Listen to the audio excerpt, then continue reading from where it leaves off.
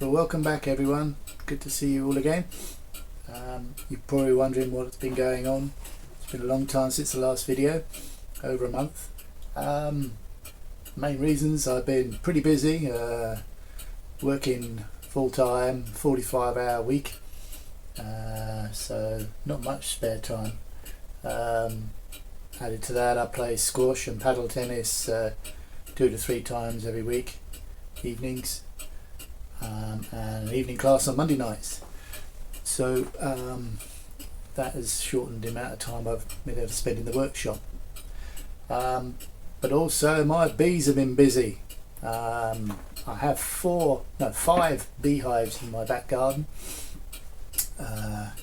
all swarms of bees which I've built up, and of the 5 hives, 3 of them produced a lot of honey this year, so I've been busy taking the honey off, extracting, and I now have over 50 jars, 50-pound jars of honey, which is great for me, and some close friends and colleagues will also get to sample some of the blossom honey that was produced.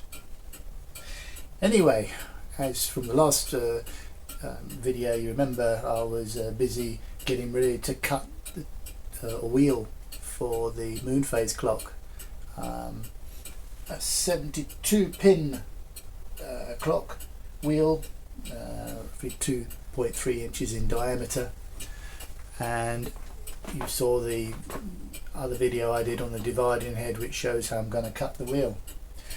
So what have I done since I last saw you? Well, first of all, on the clock plates of the moon phase clock, there was a tapped hole in the plate, and that was where the arbor, which the wheel would have spun on originally, was located.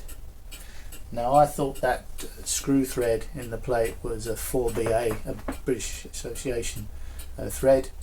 How wrong I was. The 4BA screw didn't fit, so I got out my thread measuring gauge and measured it, and it turns out that it is a 40 threads per inch thread. So I thought, right, that looks like then it must be an 1/8 of an inch 40 TPI die that I need. So I went and cut a thread using the die, and guess what, it didn't fit. The outer diameter was actually too small, so I ended up cutting a thread on the lathe on a bit of steel here, and that is 40 TPI thread inch there, and that now will screw into the plate on thing, and I will shape this arbor later on to the right size and the right diameter for the wheel to spin on. So I've got that far so far. Next thing was to find some brass to cut the wheel.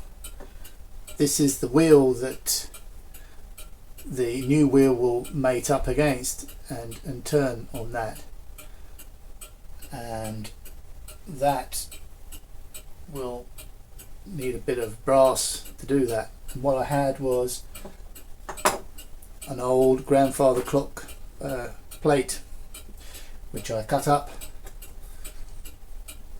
and there we have a bit of brass cut out, ready now to turn true on the lathe to the right side. As you can see, that's the old plate, and that's the one I'm going to be. So alright, that will be spun down to the right length, and then we can cut the teeth around there. The cutter I'm going to use is a, where is it? It's a number 2 cutter. It's a 32 diametral pitch cutter, which cuts from 55 to 134 teeth. So for 72 that should work, and as you see the cutter will go in there. So I think I've got the right cutter. I've got the brass.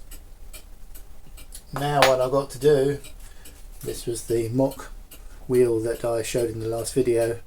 I now need to make a holder for it so that when it's on the dividing head and cuts, that this brass doesn't flex or thing when it's being cut. So I'm going to make one of these with a wider frontage to it, so this will sit behind that, so when it's cut, the cutter will go through there. In fact, it'll go in front of it, so when the cutter goes through there, it will make a clean cut through the aluminium as well, but it won't leave any nasty cut edges on the other side there, so you should get a nice clean cut with the cutter. That's the theory. So the next job I have now is to make a holder for this.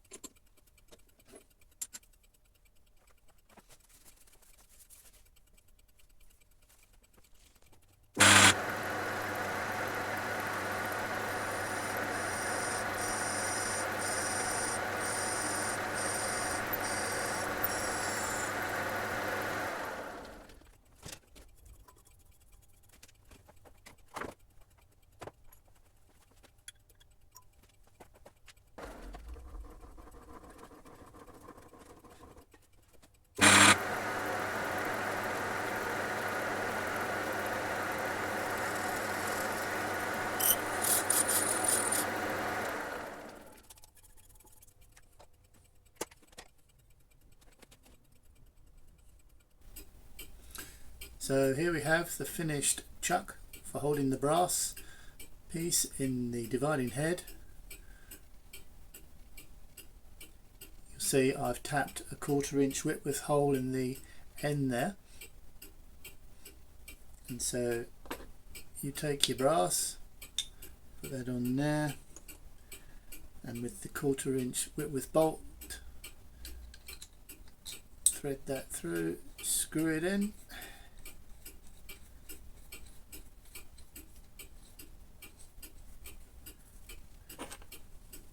tighten it up,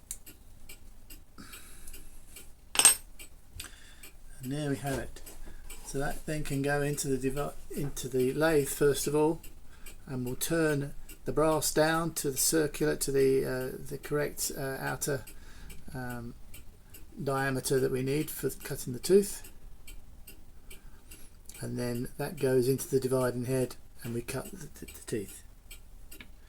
So the idea is the cutting wheel goes into the brass, cuts the tooth, through the brass and into the aluminium behind, so you get a nice clean cut through, and there'll be no edges on the other side of the brass. It should be nice and clean. And then that, as you say, it goes into the dividing head like that, and screw it up, and there we have it. Right, well, I'm going to leave you in suspense now to the next video to see me cut the teeth. I really want to get this video out because it's been over 4 weeks since the last one. So thanks very much for watching. Thanks so much for the new subscribers I've got. We're over 70 now. That's fantastic.